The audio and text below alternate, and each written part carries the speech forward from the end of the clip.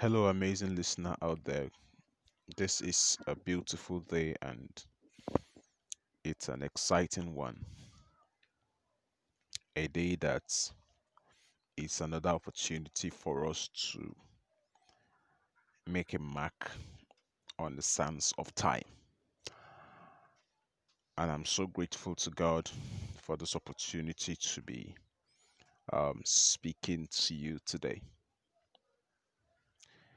And I trust that the series so far has been an amazing one. And I trust that you're learning something in this particular show.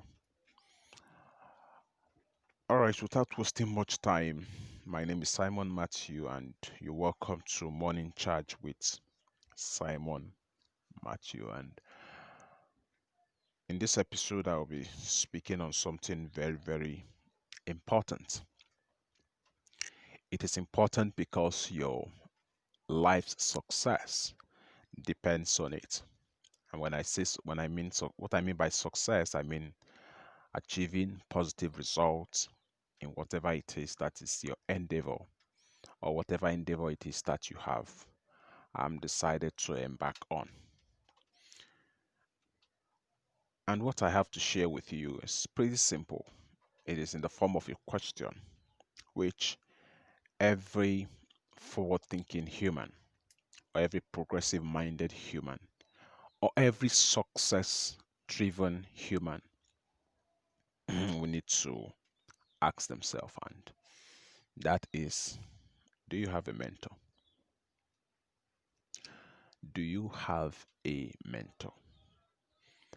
And when I say mentor, let's even start by doing a bit of explanation or definition of who a mentor is. A mentor, in no particular order, simply is a person who has expertise in a given field, and beyond just having expertise in a given field, he or she has succeeded in that particular field. He or she has succeeded in that particular field, and they are also willing to take you through the process of replicating such success. Such a person could be said to be a mentor. Let me say that again, or let me put it in another form. It is somebody that has achieved success in a particular field and they are willing and ready to take you through that process so that you would achieve the same results, so that you would achieve success in that same field or even achieve something better than them. Such a person can be said to be a mentor. Now, having said that, there's actually the difference between a mentor and a role model. A role model, on the other hand, is a person who models the role that you like. For example, somebody who is a star in a particular field and you admire them. You admire them. You admire them. Now, the difference between the two is that one, there's a sort of relationship, and that's a relationship on the part of the of mentorship, whereas on the side of the role model there's really no relationship. You just admire their success and you say, I like that person because of what they're doing. All right. Now, does it then mean that a role model cannot be converted or cannot be converted into a mentor? Of course, you if you have if there's a sort of relationship that can be formed, where that a relationship whereby the person is willing and ready to take you through the process that they went through to be able to succeed at whatever it is that they are the success at or a success in, that can be said to be a role model being converted into a mentor. Now, I needed to take my time to explain that to you so that you understand the whole concept of mentorship. Now, there are two major ingredients, two major ingredients that should be found in any mentorship. And that is the ingredient number one is relationship. There should be some sort of relationship. Number two is commitment. On the part of the mentor, he is committed to your success. Because that's the essence of the relationship in the first place. And on the part of the mentee is the commitment to do, the commitment to go through the process. Now, for a mentorship arrangement to be said to be a success, or a mentorship program to be said to be a success, or one that will be productive, or one that will achieve success at the end of the day, is the one that these two ingredients is present. There's the relationship and there's a very strong commitment on both sides. The commitment should be a mutual commitment, both on the side of the mentee and on the side of the mentor, because it's actually a process. And in the words of Ugochukwu Omeogu, he said, and I quote, that mentorship is the legal shortcut to success. Mentorship is the legal shortcut to success. And I found that to be true, because a mentor would help you go through will help you achieve success in the shortest time possible as compared to the time it took them to succeed. I did a bit of study about Warren Buffett and Bill Gates, and I realized that Warren Buffett was Bill Gates' mentor, and it took Warren Buffett about 20 something 20 26 or so years to become a billionaire, and it took Bill Gates just six years. Now imagine the difference. Imagine the difference. Imagine the difference. Now, some persons may argue that, well, Bill Gates' success may have been as a result of other factors other than just that mentorship. But the truth of the matter is that their relationship had certain rules it played. All right, certain role that he played. So what took Bill Gates what took Warren Buffett the longer time to succeed actually took Bill Gates a shorter time to succeed. Why? Because of that relationship. All right, Warren Buffett would have said, if you want to succeed, don't do this, don't do this, do this, because he has gone ahead of him and have seen the terrain and have experienced certain things, and so your mentor, an ideal mentor, would not want you to experience the sort of failure that they had experienced. So, the question, going back to our question again, do you really have a mentor?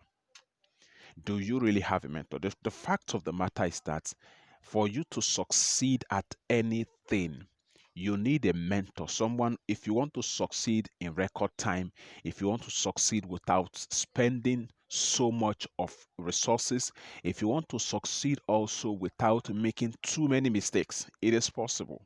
You need a mentor. Now, I know that our in this generation there's what is called this overnight success. Now, I make bold to say that with mentorship, if you have the right set of mentorship in place, overnight success is very possible. Somebody may want to say, how, Simon? It is very, very possible. It is very, very possible. You don't have to spend the whole, you don't have to spend 30 years that Dangote spent, for example, to become who he is today. All right. If he is willing and ready to teach you or to mentor you, it will shock you that it may just take you just 10 years to replicate what he has.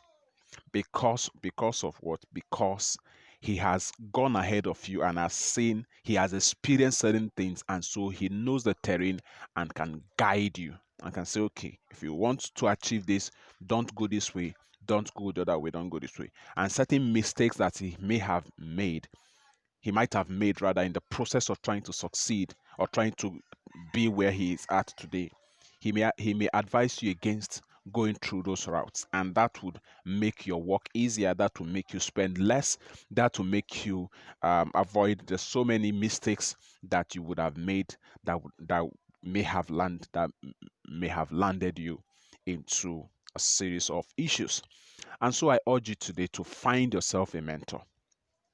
Find yourself a mentor. Now, there's another misconception that I must correct. All right, talking about mentorship. Now, for the fact that I say that you should look for a mentor does not mean that it is one size fits it all. That's not what I'm talking about. It's not one size fits it all. An ideal mentor would an ideal mentor is one that knows his strengths and his weaknesses. He knows what he is competent in, and he knows where he is not competent in. And so an ideal mentor, where he is not competent in, would make recommendations. Now, when I say it's not, what I meant by it's not a one size fits it all is that someone who is your mentor in the medical field, for example, may not be may not be the mentor that you need if you desire to succeed in the engineering field. All right. So when you are looking for a mentor, look for someone who has competence in the areas that you desire to succeed in, and submit to them. That for you is a mentor. Like, for example, I have series of mentors.